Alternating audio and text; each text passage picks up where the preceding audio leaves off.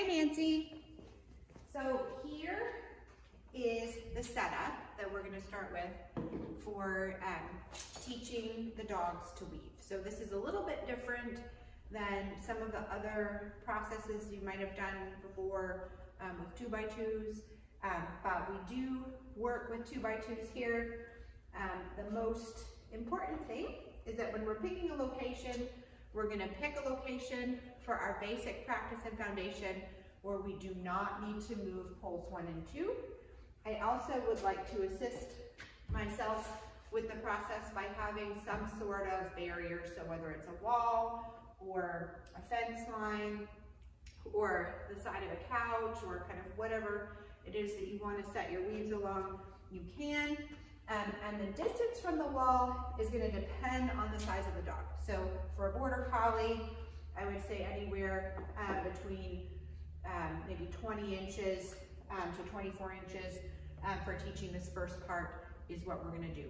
So the first thing we have to do is set our poles, and this is going to act as our door. You'll notice that the poles are parallel to whatever the wall surface is. And the other kind of different thing about this is when I'm working with my cookies, and you can also view this with a toy, I'll show you both ways. I am going to either use a short stool to sit on, or I'm going to sit on the ground. I'll show you both ways. But what we're going to do is set up a pattern for the dog. Let me move this out of the way. Where we're kind of just creating a fun looping game, right? So I've got my cookies here. This is a big bin. We don't really need a big bin like that. But I know, and so we've got this. I'll put this out of the way for him. And then I've got a handful of cookies. Yes, good. And so obviously this is Happy Mac. He has some training, but he hasn't done this game a lot, so that's why I picked him today. Yes, good. So as he guesses correctly, yes, good. Cookie gets thrown behind me. Yes, good. So it's just a loop. So the dog chases the cookie, dog comes back on my left, yes, good job, and re-enters the poles. So we're just creating a pattern so that the dog has to make a loop. I am throwing the cookie about 12 feet behind me, so it is launching, so the dog accelerates out of the turn. That's one. Good job. Okay, so this is setting the scene for Nancy. I just wanted to show you what it looks like when I'm working with a stool. Obviously, he's into this game now. He's discovered the pattern is pretty fun.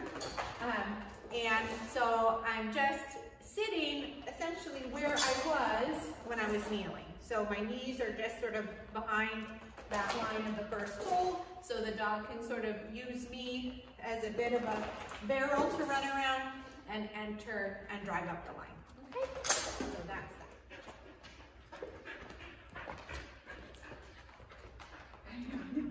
All right, we're back now, and I've got a dog that likes a toy a little bit better. Good girl. And we're going to do the same game. Ready? And I can tug in between. Ready? Yay, good. So same idea. Retrieves to hand. Yay, that was very good. Right. So working on using the toy to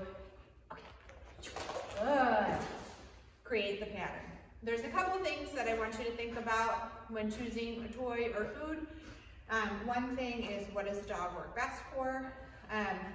And also, what do you have the coordination to do? If the dog isn't going to give up the toy very readily, it might be frustrating to try and work with a toy. I use kind of big cookies when I'm working with cookies, so that the dog can easily track them when they're chasing them through the poles. The point of using either a toy thrown low on the ground or a cookie is to keep the dog's head in position for doing the weaves. So we do want their nose to be at or below normal level, right? So that they're driving forward, thinking about going ahead, That's the same reason why I am sitting on the ground. So all of this initial foundation process is going to be done on the ground or on a low stool, with the idea that we're not requiring the dog to look up to see what we're doing. The other thing that you're going to notice is that I'm not moving. So this entire process in the foundation piece, I'm going to be relatively stationary no matter where that is in the sequence, so that my motion isn't cueing the dog. The dog is thinking independently about where they're going to go into the poles, and I am just the cookie machine. So I am here as a little bit of a support.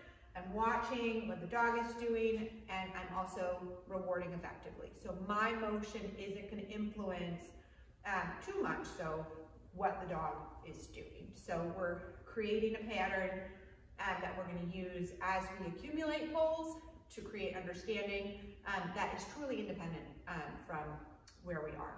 So that's that. That's lesson 1, and have fun.